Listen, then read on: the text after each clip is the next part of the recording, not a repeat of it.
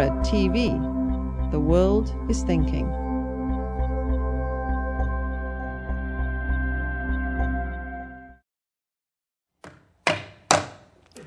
Good evening and welcome to tonight's meeting of Inforum, a division of the Commonwealth Club by and for people in their 20s and 30s with a mission to inspire debate on civic issues. You can find us online at commonwealthclub.org/inforum. I am the host of Live from the Left Coast, and we are here with Amy Goodman. She is the host of Democracy Now!, and she's exposed human rights violations in East Timor, Nigeria. She has been arrested covering the Republican National Convention. She was the first person to interview exiled Haitian President Aristide. She says the role of reporters is to go where the silence is and say something. And she is known for her dedication to stories and issues that have been overlooked. Goodman made a mark as an investigative journalist looking beyond mainstream media news, and she's the author of 4 New York Times bestsellers, most recent of which is Breaking the Sound Barrier. She's won numerous awards. I'll tell you about a few of those. She won the Golden Reel for the Best National Documentary for Drilling and Killing, Chevron and Nigeria's Oil Dictatorship. The Robert F. Kennedy Memorial Prize for Massacre, the Story of East Timor, a story that I hope to hear more about soon. And the first annual Izzy Award. She was also the first journalist to receive the Right Livelihood Award. That is widely known as the Alternative Nobel Prize. As the host of Democracy Now!, Amy Goodman seeks to give voice to the voiceless. It is our chance to meet this icon, so we are about to get started. I didn't want to embarrass you. It says that here. It says, okay, good. We'll talk for about 45 minutes, and you get a chance to get some questions in toward the end yourself, if you'd like to be thinking about those. I'd like to talk to, since we have it in the opening notes, I'd like to talk to you about the Right Livelihood Award. And I pulled up the definition of the award as it's listed on Wikipedia. The Right Livelihood Award is presented annually in early December to honor those, quote, working on practical and exemplary solutions to the most urgent challenges facing the world today. And you're the first journalist to get that. And I couldn't help but think of what's been happening to journalism just in our lifetimes and wonder if you might well be one of the last journalists to be able to do this kind of work and make a livelihood at it. What would be different for you if you were starting as a journalist now in today's media culture? I don't think I would do anything differently. I think as journalists, our job is to be fair and accurate. I think there are tremendous opportunities now with the web, as long as we keep it open and free, that we preserve network neutrality. This idea of journalism going to where the silence is, we need more than ever. It doesn't matter if it's a Democratic or Republican administration. We have to look at what's happening in the world. What people don't usually get to see is looking at U.S. foreign policy from the target end. You know, the embedded journalists, brave as they may be, are really looking at war from the trigger end. They're embedded with the soldiers. They're sleeping with them, eating with them. Their lives are in their hands. You're going to get one perspective. And I think that it is absolutely critical we have unembedded journalists in the world, and Iraqi hospitals and Afghan communities and the peace movement around the world, and not just when it comes to war, but unembedded in Washington as well, not embedded in the establishment, and looking at giving voice to people at the target end of policy here in this country.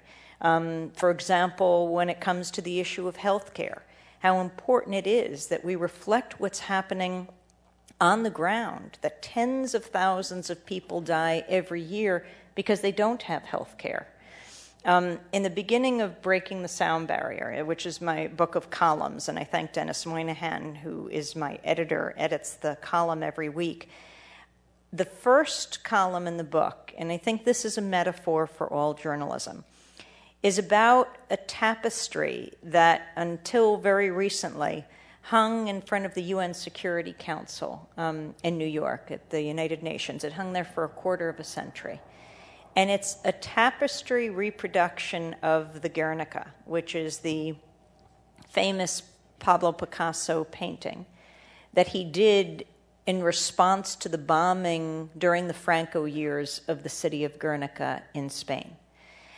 He was so horrified. He was in Paris. He stayed up for weeks on end, and he painted this picture that shows the agony of war and the faces of the people and the animals. It's become an anti-war symbol all over the world. And he said it could never be shown in Spain until Franco, the fascist leader, left.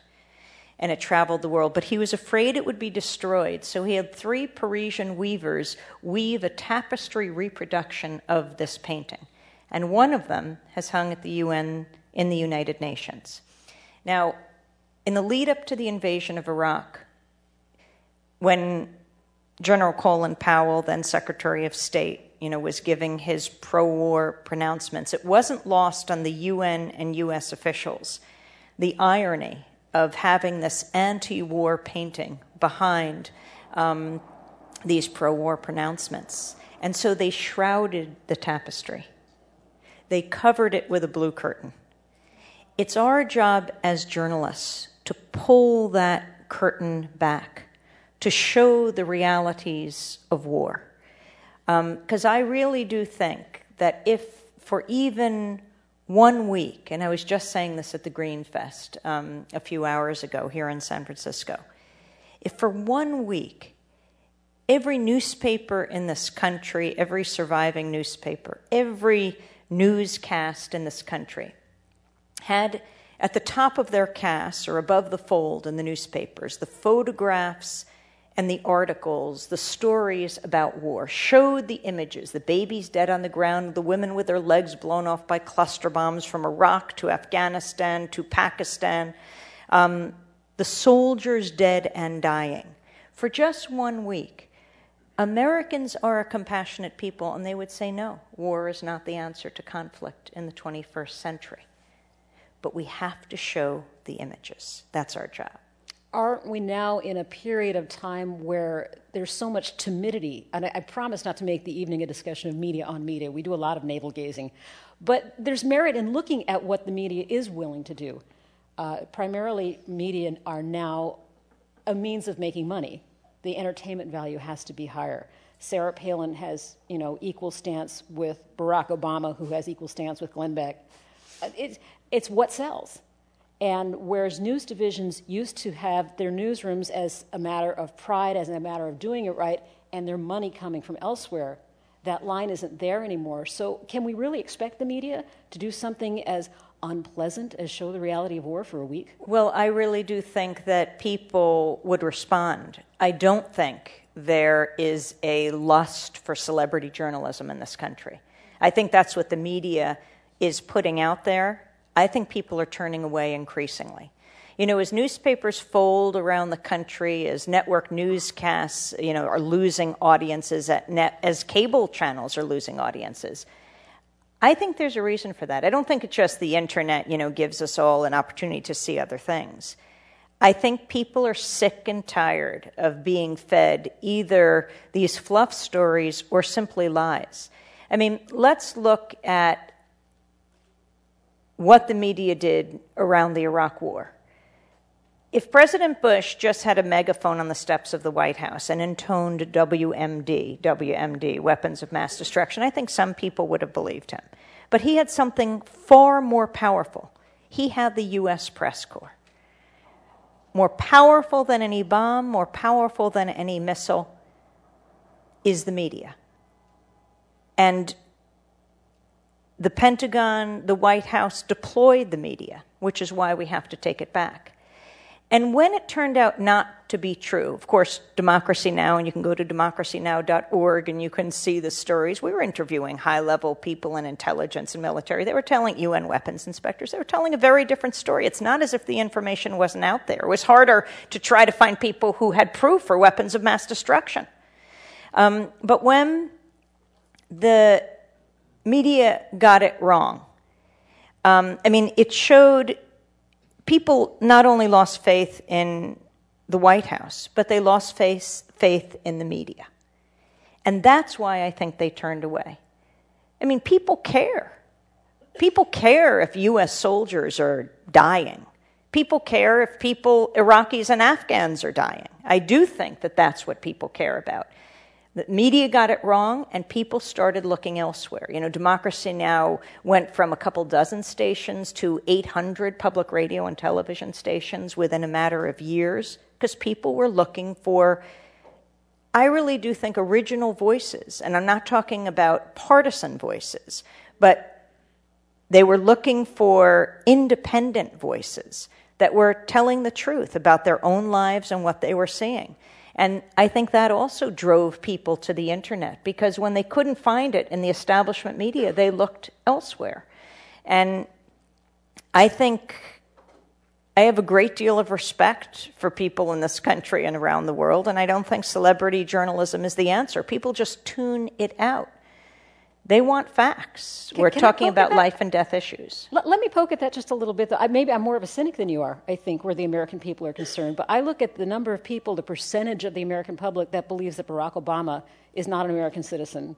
And, any number of things that... Well, I also blame the media for this, because look at the Tea Party actions. You can get a couple hundred people and you have massive coverage.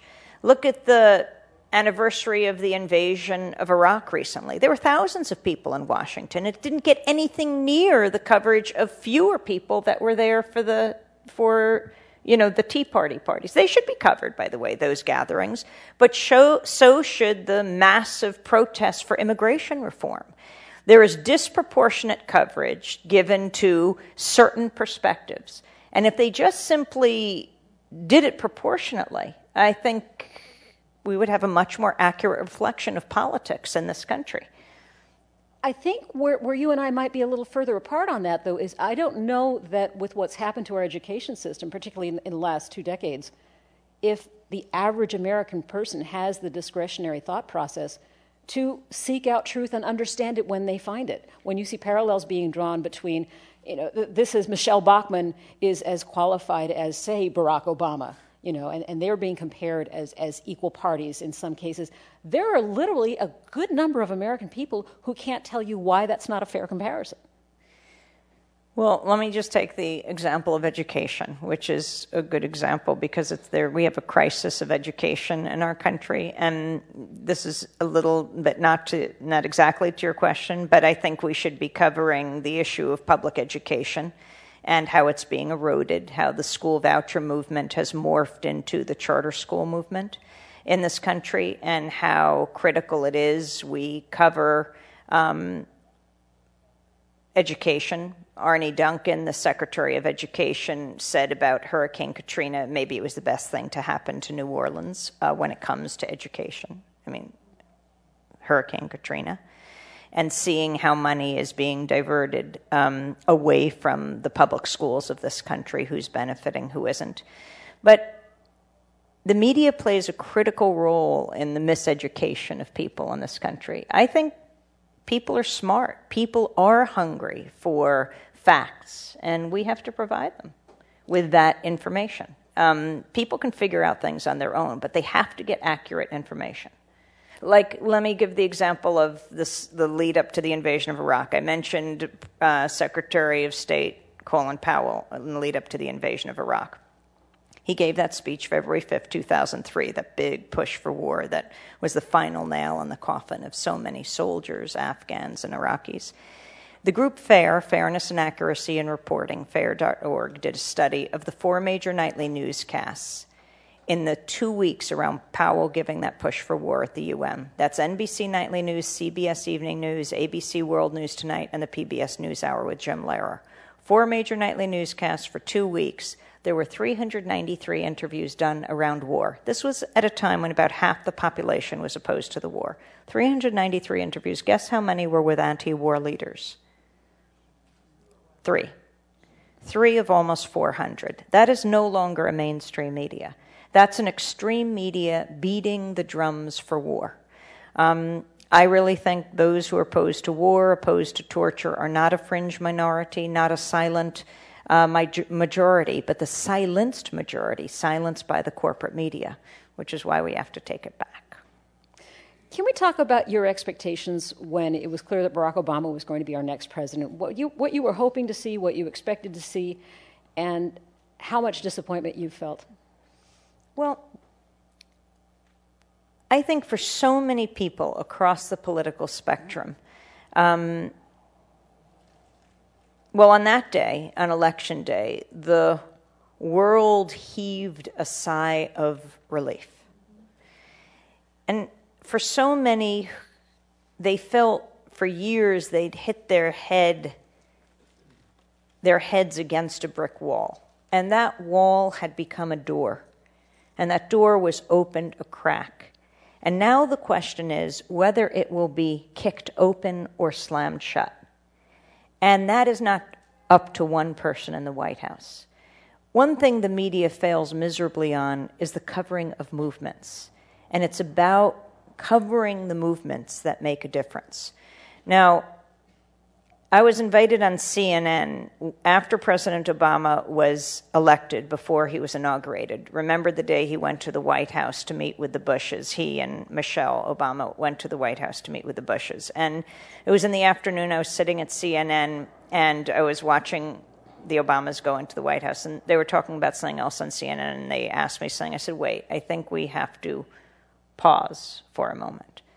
Barack Hussein Obama, Michelle LaVaughn Robinson Obama are now walking into the White House. Michelle LaVaughn Robinson Obama, her grandfather, the descendant of slaves, that means their children, Malia and Sasha, she is the descendant of slaves, walking into the most famous house on earth, the White House, which is built by slaves. Let's just take pause. This is a remarkable moment. There is no question it was historic. As to what has unfolded in the last year on every issue, on the issue of war, President Obama, getting the Nobel Peace Prize in Oslo right about the time he announces the surge in Afghanistan, that he'll be sending tens of thousands more soldiers to Afghanistan. He said something like 30 more thousand, but it'll clearly be more. On Guantanamo, saying he would close the Guantanamo prison. It hasn't been closed. He said he would close it in a year. There are many issues that people who elected him, the millions of people who put all of their effort in electing him, might be disappointed in. I think it's up to them now to get their feet on the ground, to figure out what you do when the community organizer-in-chief becomes the commander-in-chief. Who's going to do the community organizing now? I mean, the great news is that parents all over this country are probably saying to their kids now, maybe you could be a community organizer too. And so how do people organize when the person they elected, especially if they disagree? And I think that's the discomfort in this country right now, is people are figuring out how do they take on the man they elected on issues they're concerned about. Now, actually, President Obama had some good advice.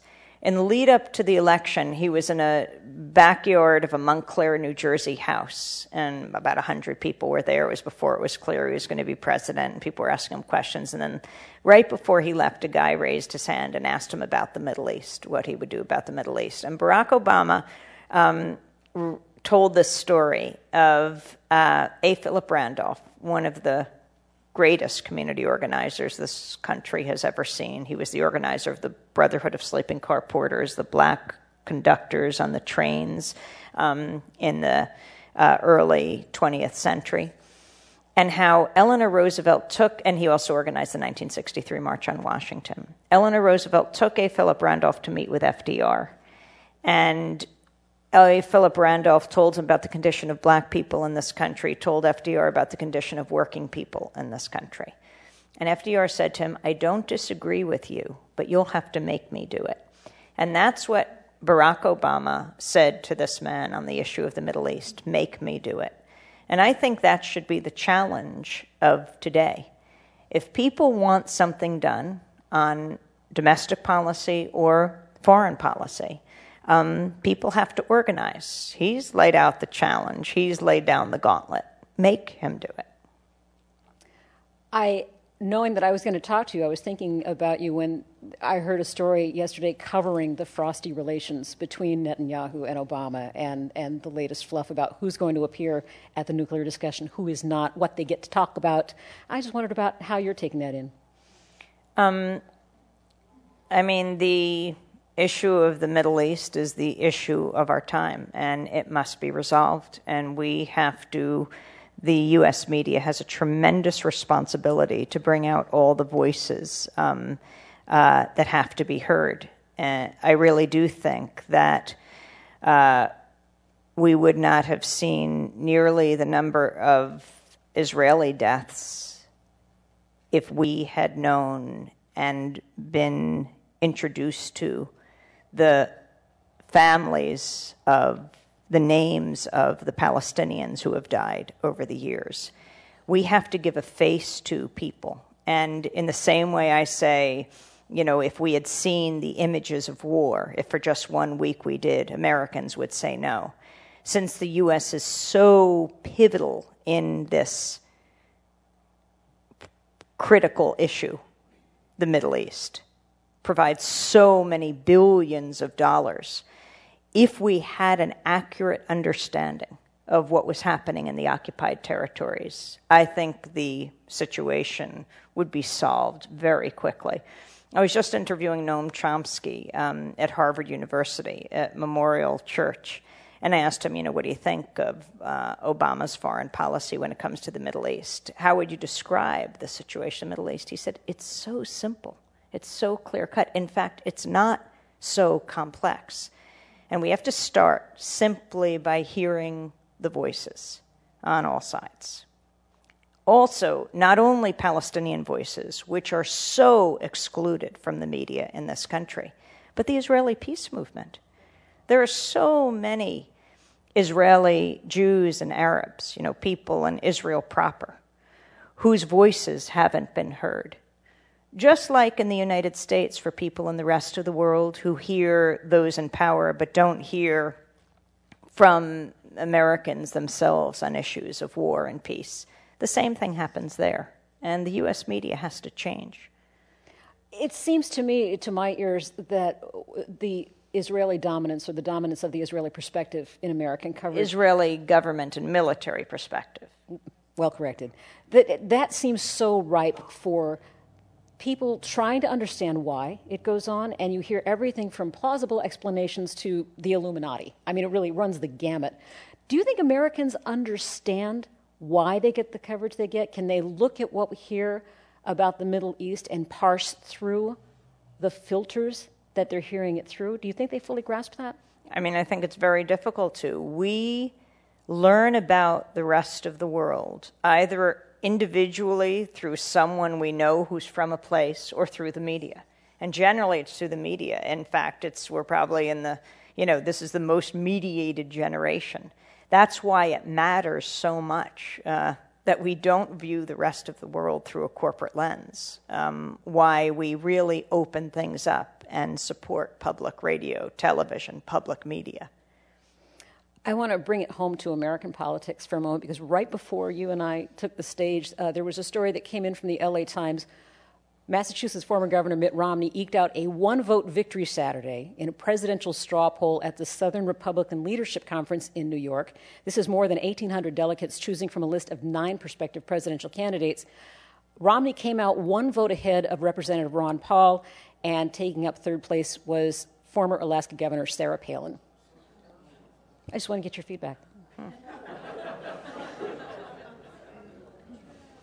It's interesting with Mitt Romney, because when I think about Mitt Romney, I think about health care in Massachusetts. He has, when it was popular to talk about health care reform, he proudly embraced that he was the governor when health care reform was introduced, because the U.S. has very much the model of Massachusetts now in the new health care reform legislation. And so he was proudly saying he was responsible for this, though he fought it every step of the way until the end when he was forced to sign it. But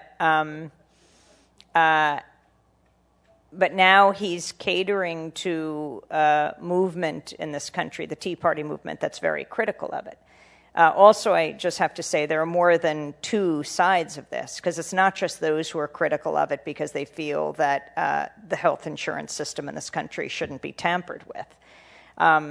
There are also those who are extremely critical with what eventually came into being as healthcare reform, because they feel that it empowers the health insurance companies in a way we've never seen before, and that the introduction of the ideas of Medicare for all and single payer were hardly ever talked about in the mainstream media, which is so important. I just want to address that issue because it is so critical.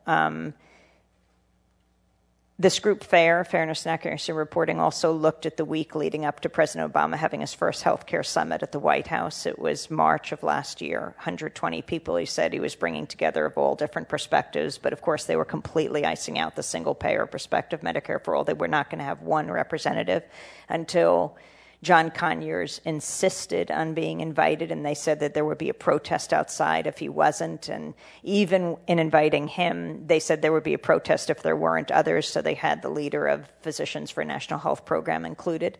Well, that's the government's perspective, but to only allow 2 people in of 120, but the media was even worse. In the week leading up to the White House Healthcare Summit, FAIR looked at all the networks and the national newspapers. There were hundreds of stories, and there was no spokesperson for single payer, that perspective. In all of these stories, it was only raised to be criticized, to be shot down by a critic. And single payer is so easy to explain. You never hear it explained in the media. There is a kind of average soundbite of 9 or 10 seconds. And they say if you can't get what you have to say in that period of time, then you're not ready for prime time. And that's the way they politically exclude so many perspectives that are outside of the sort of consensus in Washington, because it takes a little time to explain it. People haven't heard it over and over again. But single payer is easy. It's just Medicare dropping the age of eligibility to the day you're born, right? It's Medicare for all. And everyone understands that. You just take that age and you drop it. But they never explain that. And I think the reason that older people are most concerned about the healthcare reform legislation, when you do a study of a poll of all the different, age groups, is they have the best deal. And they're concerned that perhaps this bill could take away something that they have. I think they have something to teach us all, is that Medicare is a program that works. It can be improved, but it sort of fits in with the rest of the industrialized world. But we know so little about the fact that the U.S. stands alone in not providing basic health care for everyone. That actually, you anticipate a question I wanted to ask you about the difference between America trying to come out of this current recession and America coming out of the Great Depression. And you anticipate that in talking about the healthcare argument, because one of the loudest voices I was hearing coming out of the healthcare debate was summed up by a woman at one of the public meetings of political delegates and their constituencies, and she stood up and indicated a guy next to her and said, "Why should I pay his health care?" And I guess when I'm thinking in terms of how America has come together in the face of adversity before, that's a whole different spirit. And it seems to have come into our society, creeping in on the feet of pull yourself up by your own bootstraps. You can do it. The system is in place for you to be a better person, a successful person, a self-reliant person. That's the American way. I mean, it's just like saying keep the government out of my Medicare, right? But we learn from what the media teaches us. And I don't think that's actually the American way, that everyone is in it for themselves. I don't think that. I mean, when you see, for example, the mining disaster in West Virginia, the whole country cares. The whole country cares about what's happening to people. I think people do care about protecting each other. I do think that's the best of America. And the media doesn't focus on those best of America principles. It really caters to the worst in us and not the best. I think if people saw two children on television, one born to a wealthy family, one born to a poor family, I think very few people would say that child who was born to the poor family should not get health care, and the person born to the wealthy family deserves it. And if it's put that simply, that we should all start with a level playing field, I think we'd probably have a pretty good consensus in this country. There was that push to have a simple statement brought to the floors of Congress that says every American has a right to health care, and just an up or down vote on that. Of course, it didn't happen. Right. I mean, President Obama, when he was state senator and senator, he talked about how single payer would be the answer, and we would play that video on Democracy Now! All the time. But again, and I don't understand strategically why he took it off the table, why Nancy Pelosi said it was off the table so early on, the idea of single payer. Even from their point of view strategically, if you had that there and then you had the public option here, they could always say they were in the middle. You take that down, and then the public option seems to be the most extreme option. And I never understood it unless they never wanted the public option to begin with. That goes to the whole issue of what some Americans were hoping for when the Republicans were no longer in power in Washington, and what we've received instead. It didn't get as much notice as it might have because Justice Stevens had announced that he would be stepping down, but Barack Obama's nominee for the Justice Department's official of legal counsel pulled her name out. And it essentially comes down that whether she made that decision or the White House made that decision, the argument from the right was too strong to overcome because she was so radical as to have been with the National Organization of Women, and she had criticized the Bush administration's war positions. And it doesn't seem like that was the kind of outcome the people who voted to put Democrats in were hoping for. But when they put them in, they got Nancy Pelosi saying single payer is off the table. They have Democrats who don't seem to stand up to the Republicans. What's the missing link there? Why is the Republican mentality still the dominant and powerful one in Washington? I think it's because money saturates politics in this country, and the Supreme Court decision opening the floodgates for even more corporate money in politics is extremely frightening.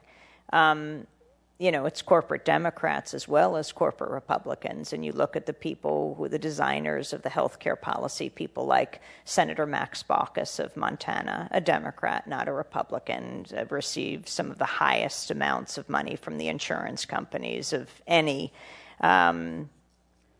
senator, of any Congress member. And I think that determines a lot of the politics that we see. And I think it's the responsibility of the media to show that, to show how much money these politicians are getting. I don't think that's the American way. I think people would appreciate that that is distorting American politics, and that's our job.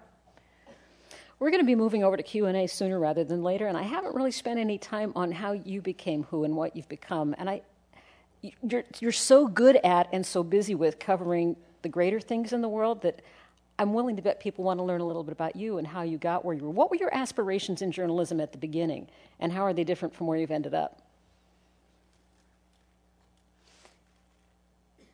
Ever since I was a kid, I was involved with my junior high school and high school newspaper. I saw journalism as a way to hold those in power accountable. When I was in high school, it was to hold the principal accountable. And then when I got a little older, it was just to move to a larger stage. To deal with social justice issues. And I pretty much feel the same way that I did feel then, that journalism is such that as journalists we have a mission, which is to expose the truth. It's the same one, the reason why our profession, journalism, is the only one explicitly protected by the U.S. Constitution, because we're supposed to be the check and balance on power on every issue. It's a huge responsibility. We're not supposed to just amplify power, and too often, the journalists in Washington do just that. I talk about the access of evil, journalists trading truth for access, and it's got to be challenged.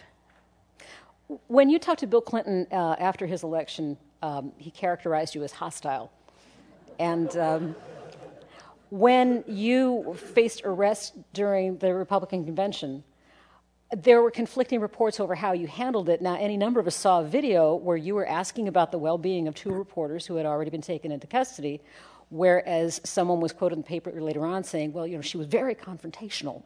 She was, apparently you were really putting it out there. We just couldn't see it, on the video.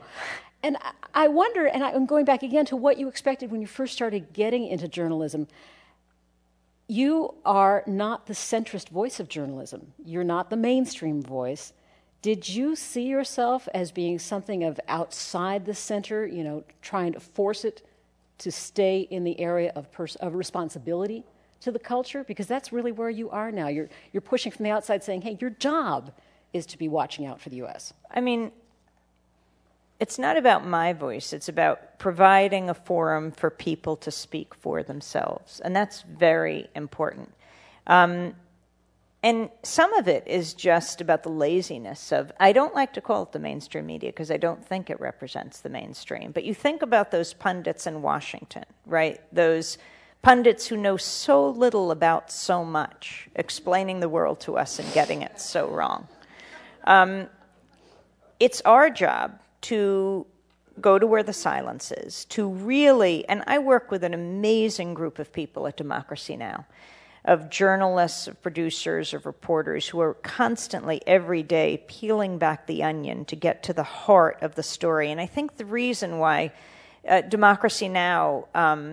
Is so compelling is simply because it's abiding by the basic principles of good journalism, is to find the people at the heart of the story, not the pundits to speculate about it, but the people who are affected by what is happening, and that takes just some hard work. It's not political, it's not partisan, it's finding those people instead of that same small group of know-nothing pundits. I mean, there's so many stories so much responsibility we have. You mentioned East Timor, and I wanted to bring that story right now to what's happening in Indonesia.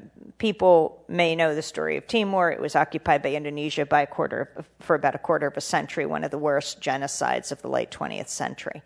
And I went there with my colleague Alan Nairn and to expose what was going on, because the Indonesian military, in occupying the country and killing hundreds of thousands of people, were using U.S. weapons. They were armed, trained, and financed by the United States.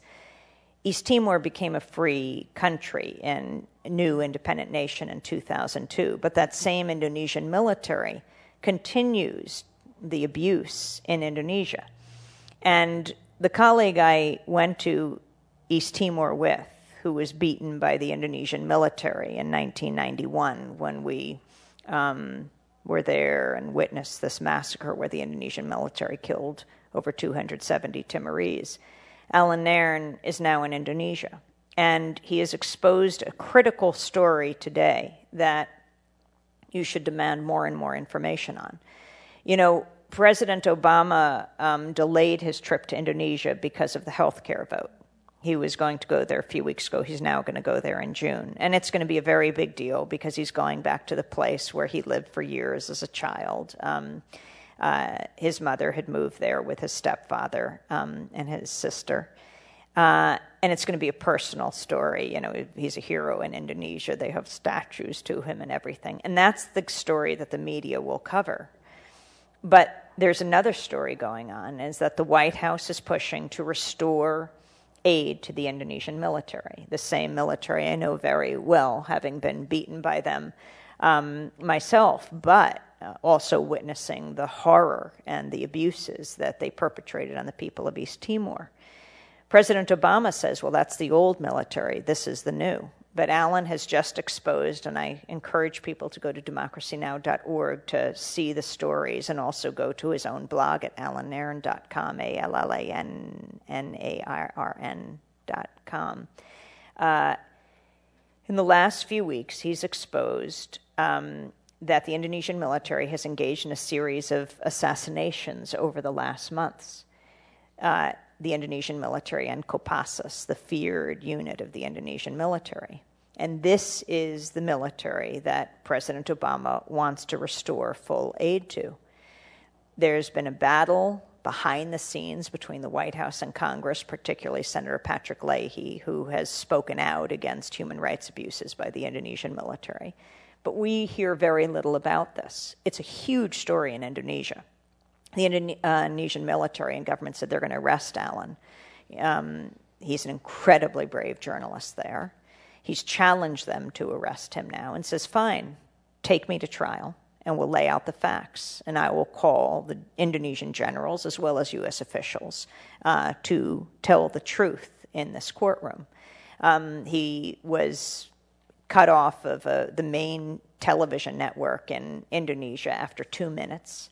And then when another network invited him on, Kopassus, the general, the commander, said he should not be allowed on unless they're on. And the Indonesian television station said, then come on. To the commander, he said no, so they weren't allowed to have him on. And now this is a real showdown, whether Allen will be arrested in Indonesia. But it's something you should all pay attention to, and it's something the U.S. media doesn't pay attention to, most of it. We are going to take your questions in about 5 minutes. Got one more question here, and then we go to you. There are microphones in both aisles, and if you can start lining up, and please keep it to one question each. And if you have any statements to make, keep them extremely brief. We want to go right to questions and get to as many people as we can for that. So, last question. I wonder, on the radio, so many of us, covering so many topics, we have a chance to show, the full scale. Something flippant comes up, we have what we call the kicker at the end of the news. Something funny happened today, so you leave them with a laugh. You don't always leave them with a laugh. And I just wondered, has anything ever cracked you up on the air? I mean, against your will. Have you ever had that, oh my God, I can't stop laughing moment, and it's completely inappropriate? Well, we just heard about the yes men who are coming here to the Commonwealth Club. They are remarkable. In their wit, in their humor, every step of the way, whether it's holding a news conference at the National Press Club, posing as the U.S. Chamber of Commerce, saying they're going to reverse their position on global warming, or whether it's taking on an incredibly dead serious issue like what happened in Bhopal 25 years ago, but doing it in a remarkably creative and challenging way. This reference to, actually it was on BBC, and it was on the 20th anniversary of the Bhopal disaster where thousands of people died as a result of the Dow chemicals release. And they had set up a website called something like dowethics.com, which should have alerted people already, but the BBC was fooled by it. And it wasn't they who approached the BBC, it was the BBC who approached them. They wrote an email to dowethics.com or .org, I can't remember what it was, saying, would you like to be on to talk about this 20th anniversary? And they said, well, yes, certainly. And Andy Bickelbaum went into a studio in Paris, but he didn't use his real name. He went in as Jude Finisterra, spokesperson for Dow. Finisterra, end of the earth. And the BBC started to interview him and says, what do you say about this on this 20th anniversary of the Bhopal disaster? And he said, we apologize to the people of Bhopal. And as we speak, we are disbanding Union Carbide, which owned the plant and Dow bought it. And we will give, I think it was the $12 billion to the people of Bhopal. And now, as this is happening, this is live on BBC television, showing all over the world, they are flashing breaking news, and the BBC announcer is saying, wait, we have to repeat. You are saying you are apologizing to the people of Bhopal, and you will give them $12 billion and are disbanding the entity, that was responsible for this leak? And he says, that's right. And, this runs several times until Dow calls BBC and says this is an outrage, this is a lie, he did not speak for us. And so the BBC went on red-faced and said, we got this completely wrong. And the Yes Men immediately responded. They put out a press release under Dow Ethics, right, that said, we do not apologize to the people of Bhopal for what happened, and that was picked up and repeated over and over again. And we will certainly not reimburse them for their suffering. There is a movie about the Yes Men that you should all see. But they're also playing on the non-questioning nature of the media, that take what these corporations say and don't even challenge it. They're very funny every step of the way. So they got a real laugh out of you on the air. Yeah. Reminding our audience that this program is presented by the Commonwealth Club's Inform, and tonight we are hosting Amy Goodman. The Yes Men will be appearing with Inform. You can check out commonwealthclub.org/inform for details on that. But that wasn't a plant. She really did want to talk about them herself. We can start the questions with you, ma'am. Hi. Ms. Goodman, you're very opinionated. You have some very strong opinions.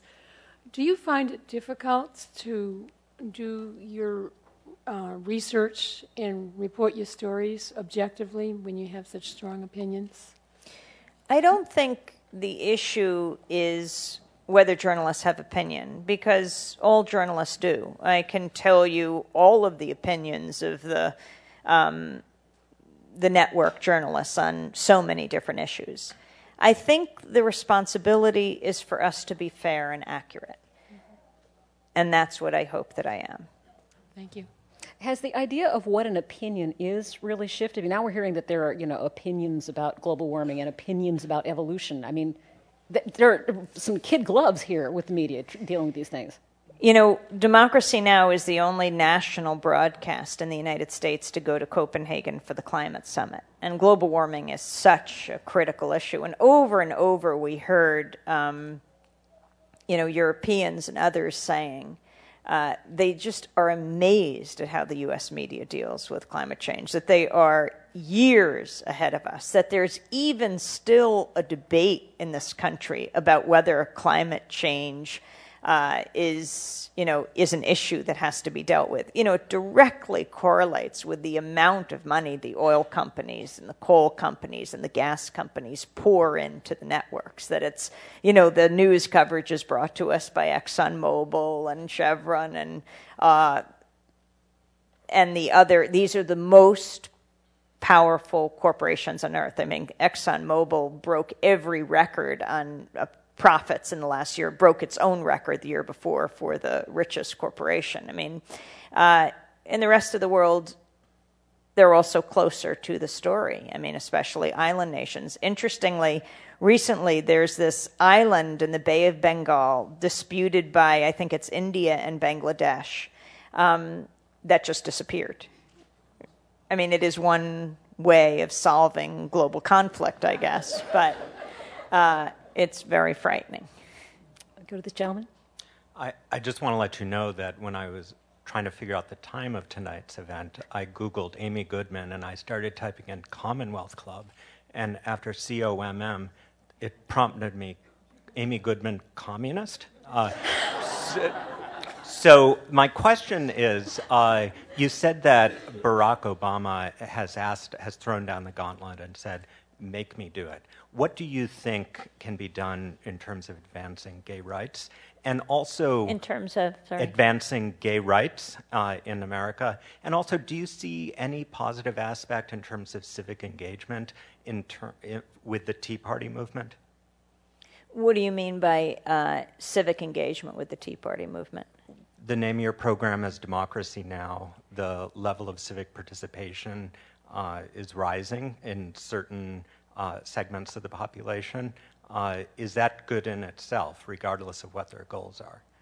Oh, I think civic engagement is very important, and all of the issues that are being raised should be taken on. And on the issue of gay rights, I think the gay and lesbian movement in this country has shown the power of organizing and the effect that it can have. it is a movement that doesn't get the kind of coverage in the corporate media that, to say the least, it deserves. That's similar to other movements. I mean, the media denigrates activists, and what could be more noble than, dedicating your life to making the world a better place?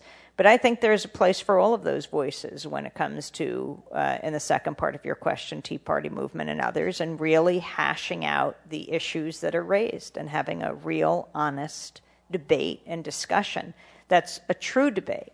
Like on the issue of war, you have how fast should we bomb a country, or should we move in by land and by air? These are the debates that are generally presented when it should be, real debates, like do we attack, or perhaps do we not engage in war? I was just wondering if you could expand on, you mentioned very briefly network neutrality. Wondered if you could expand on the importance of that and maintaining access to Democracy Now! Or WikiLeaks or whatever that might be. Right. Network neutrality is absolutely critical. It's kind of a buzzword, the idea of keeping the internet open and free. And the corporations, the cable companies, and the telecoms are trying to write the legislation in Washington that would privatize the internet when it was public funds that went into developing it. And it's a constant struggle. A court decision just came down against the FCC, saying they don't have the right to regulate the internet providers. This is actually very frightening, because this is a global resource that we have to protect. You mentioned WikiLeaks, and that's a story that we have been really focusing on in the last week. It's this watchdog website. And I write a column every week distributed by King Features. You can ask the San Francisco Chronicle and other newspapers to run the column. Scores of newspapers do around the country. It's called Breaking the Sound Barrier, the same title as my book. And this week's column is on WikiLeaks. And it's this nonprofit watchdog website that is dedicated to releasing classified documents. And several years ago, in July of 2007, 2 Reuters employees in Iraq were killed when an Apache helicopter opened fire on a group of people in New Baghdad, a community in Baghdad. Reuters asked for the videotape, and they were denied under a Freedom of Information Act request. Well, someone in the military, we believe, posted the video only last week of this attack. It's absolutely chilling. You can go to democracynow.org and see it, or go to WikiLeaks and see it. It shows the targets, and it has the radio transmissions of the soldiers in the planes talking to each other in these helicopters. They're laughing, they're swearing, they're talking about getting these people on the ground. And they do it right up the chain of command. They're constantly asking for authority to attack, which they get. And you see these individuals on the ground blown to pieces. The Reuters photographer was 22. The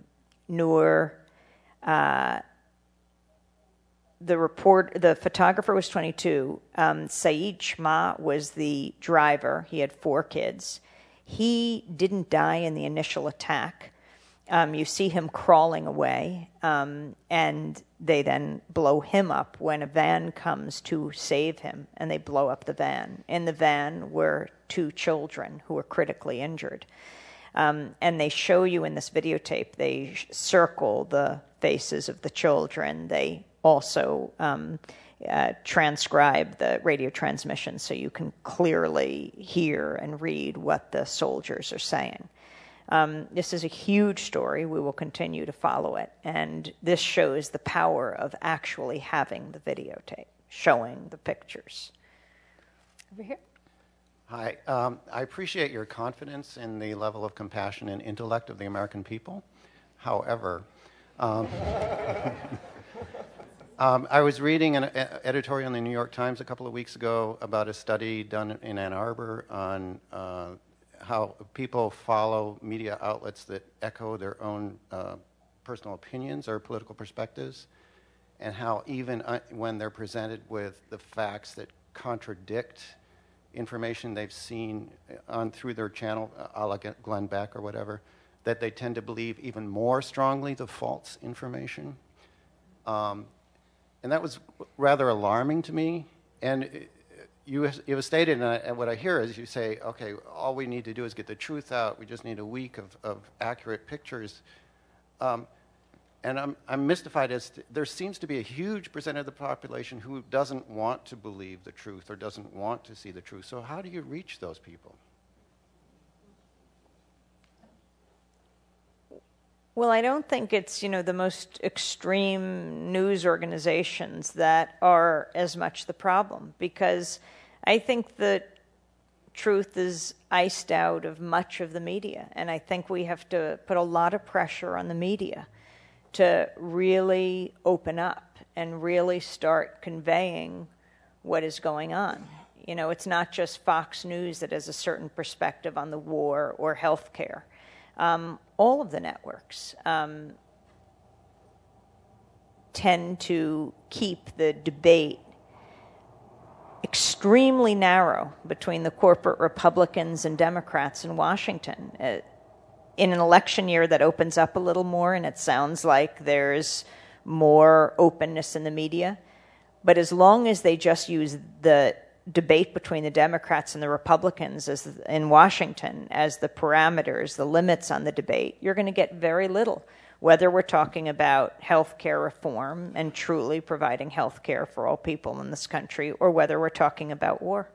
I mean, let's not forget, in 2002, the Democrats joined with the Republicans in voting to authorize the war, right? The leading Democrats voted. John Edwards, John Kerry, Hillary Clinton, they joined with the Republicans in that. And the media has to go beyond that very narrow spectrum in Washington. It's worth noting the same research showed that the liberals are as inclined to dig in their heels. And we just, as humans, we tend to cling to our facts, whether they're facts or not. Sir? I don't think it gets said enough in these events, Amy, but you're an absolutely righteous individual, for sure. Right? As a young teacher in the south side of San Francisco, I'm experiencing in a very real way the parallel decline of journalism in the world and education in the United States. I remember a time when Chuck D of the group Public Enemy called rap the black CNN, And when we're talking about celebrity media and the proliferation thereof, and the commercialization of hip-hop and the subversion of the black CNN, how do I as a teacher and you as a journalist really reach young people in oppressed communities? Well, I think we can really work together.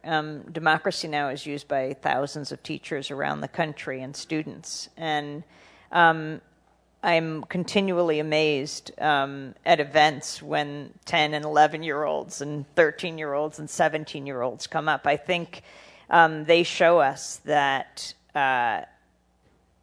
that the whole MTV sort of philosophy of kids have a 5-second attention span is absolutely untrue. When kids are the best BS detectors going, they get a sense when they're being lied to. And the young audience that listens to Democracy Now! Is amazing, because it's really people describing their own experience. I think of these two remarkable young women who we had on Democracy Now! It was during the Bush administration, and they were presidential scholars. 3 kids from every state are chosen to go and visit the president because they do very well in school. And these 2 young women went to Washington. 150 of these kids go to Washington, and they met with President Bush. This was the big moment. They went into the Rose Garden with him. And they realized that this was their moment, and they joined with other presidential scholars in writing a letter that they presented to President Bush.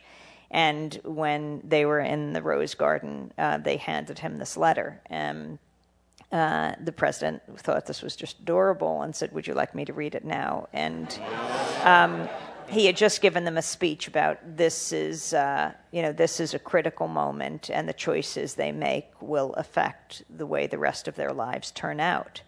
And so one of these young women said to him, she was 17 years old, "Well, President Bush, that would be your choice, whether he wants to read the letter." And so he opened it, and he looked down, he was smiling, and he looked up, and he wasn't smiling, and he looked down, he kept reading, he looked up, and he said, "We do not torture." And he looked down, and he said, "We looked up again, we do not torture." And so she said to him, "Well, then will you unsign the signing order that you signed with the McCain anti-torture bill?" You know what signing orders are, and they are a president has, with a great deal of fanfare signs a bill, but then he signs a signing statement right next to it, which says he doesn't have to abide by this necessarily. And he signed more signing statements, I think something like more than 1,100 of them, than all presidents in the history of this country combined. And then a kid from Montana raised his hand and, said, "We can represent something better than torture to the rest of the world." I think young people really do know what's going on. They really do care. They're seeking out information. We have every day at Democracy Now! In New York, every week, classes come by to watch the show, to talk to the guests when they come out, and teachers develop whole curriculums around the show. It's a great way to keep current events alive. Young people, watching online, democracynow.org, and then they go into the classroom and they discuss it, whether it's on the environment or war or all of these issues. So I hope we could work together and expand that.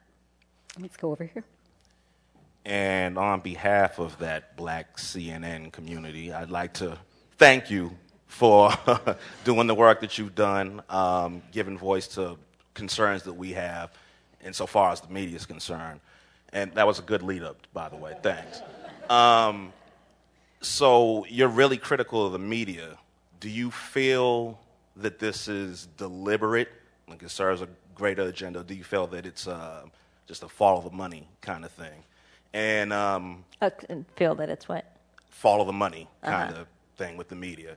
And I love Democracy Now! Thank you for your work. Right on, Anjali, Juan, Sharif, and yourself. But where are the black pundits and on Juan? Democracy Well, Now? we have people all the time. I mean, we really care a great deal about diversity, both diversity of ideas and people from all different communities, races, ethnicities, and it's very, very important. And, I often say when we're looking, for example, at the unemployment rate, we're talking about, oh my God, could it hit 10%? Well, in the black community, it's gone way beyond 10%. And bringing out these studies, and when we're talking about foreclosure, we are all in this together. And the fact that foreclosures have reached an all-time high in Black and Latino communities, this has been going on for a very long time. And because the media doesn't start by covering these issues, it comes as a shock when it hits the populations they really do cover. But it's our job to do this every day on every issue. Speaking of which, Tavis Smiley did a really interesting special a week or two ago, which was on Martin Luther King's speech that he gave April 4th, 1967, a year to the day before he was assassinated in Memphis. And it's a speech most people do not think of when thinking of Martin Luther King. They think of his I Have a Dream speech. They think of his mountaintop speech. But on Democracy Now!, every Martin Luther King Day, we have played this speech for years. And it's his speech called Beyond Vietnam. And it's the speech he gave against the advice of many within his own circles, because they said, don't take on the president, Lyndon Johnson. I mean, you got him to sign the Civil Rights Bill. You got him to sign the Voting Rights Bill. Don't make him turn against you by taking on the war in Vietnam. This is not your issue. And he said, Civil rights are human rights are civil rights. And if I care about black and brown babies here in this country, I care about them abroad. And I can't live with myself if I don't really look at all of these issues as one. He was ripped apart by the mainstream media. Time magazine called this speech a demagogic slander, could be read like a transcript from Radio Hanoi. The New York Times castigated him. The Washington Post said he did it as a service to his race, to his cause, to his people. And he kept on taking on the issue of Vietnam. In the speech, he said his country, the country he loved, America, was the greatest purveyor of violence on earth. And many feel, and Tavis interviewed a number of the people who talked about this, that this was what led to his final demise. He had something very prophetic to say. And you think about the comparisons that have been made between Dr. Martin Luther King and President Obama. You think of the speech that President Obama gave when he received the Nobel Peace Prize, where he basically took on Dr. King, who was also a Nobel Peace Prize winner. But Dr. King was uncompromising on this issue, linking domestic and foreign policy. We have time for one more question. Despite misinformation or miseducation, even Noam Chomsky would say the people get it right on a great number of many things, such as supposedly a majority of the American population believe in single payer when framed correctly. Supposedly a great majority of the American people believe in a two-state solution in Israel and Palestine. And even in terms of global warming, supposedly a great number or a great majority of American people, less and less after ClimateGate, gets it right that global warming is caused by humans. How do we get from there to real movements? Do you know what sequence of events needs to happen to have a real movement come out of good beliefs like that? I think we have to push the media to cover movements overall. It's not just about individuals speaking out. I always go back to Rosa Parks a few years ago when she died. It's a famous, famous story. The woman who sat down on the bus in, Montgomery and launched the Montgomery bus boycott, December 1st, 1955, refused to get up for a white passenger. But the media, when she died, did what they so often do. They said Rosa Parks was a tired seamstress. She was no troublemaker. And the fact was, Rosa Parks was a first-class troublemaker. She knew exactly what she was doing. She wasn't just tired. Yes, she was sick and tired of the way the system worked, and she was sick and tired of segregated transportation and segregation overall.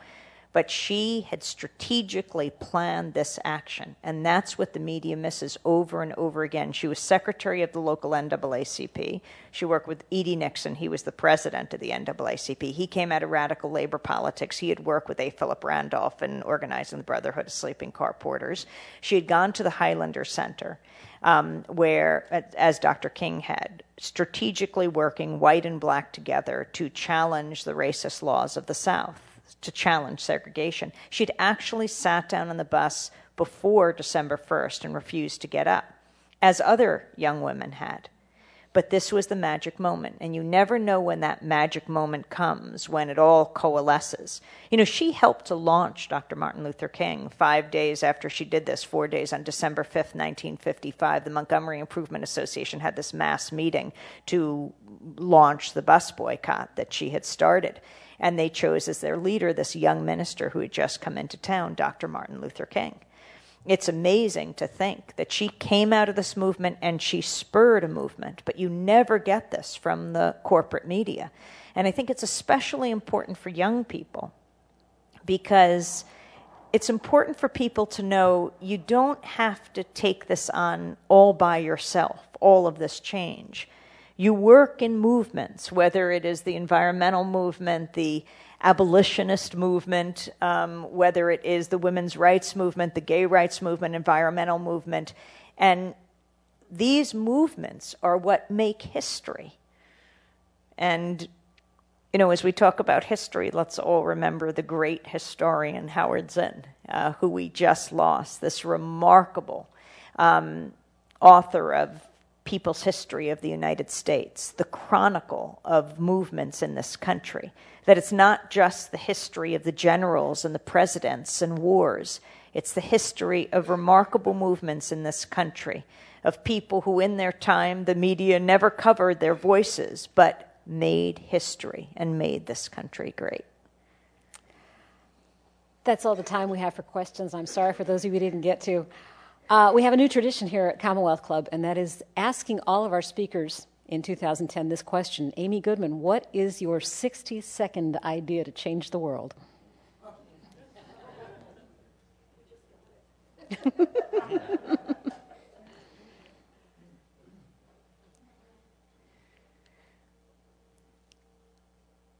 I think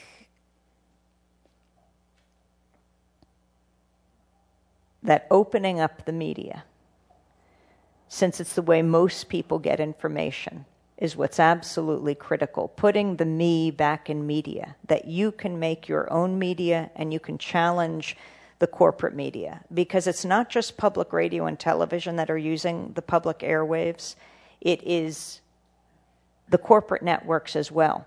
Remember, the networks, the airwaves are a national treasure. They're the way we communicate with each other and the way the rest of the world communicates with us. And if we want to respect that form of communication, which ultimately is what will save us, right? I think the media should act as a bridge between communities, providing a forum for people to speak to each other, rather than advocate the bombing of bridges. That's what is the ultimate hope. Let's create a media that increases communication in the world. That's the greatest force for peace. Amy Goodman, thank you very much.